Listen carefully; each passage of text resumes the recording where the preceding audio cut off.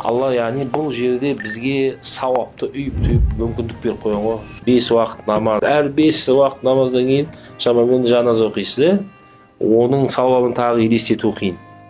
Білесіздер, Ухуд тауындай сауапты. Бұл жер Алланың үлкен мүмкіндігі, бізге осылай күнәмізден арылу үшін, анадан туылғандай тазарып қайту үшін.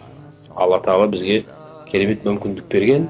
Енді тауаф Құранда келіп тұр. Алла Тағала Тахир байтили таифина, яғни бұл Құранда Алла Тағала Ибрахим алейхиссаламға тауап етушілерге үйімді тазартты.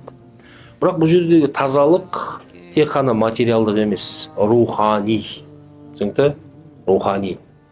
Рухани тазару үшін, құрметті қажекелер, ислам бізден тек қана ритуалдарды күтпейді. Сол тауафыңыз, қажылығыңыз, құлшылығыңыз, намазыңыз, осы жердегі сізді рухани кемелдендіру керек, рухани тазарту керек.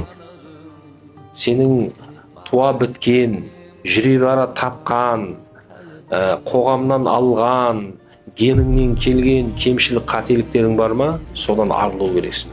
Сені тазарту керек. Көрдіңіз бе? Бұл исламның түпкі бұл құлшылықтарының мәні сол.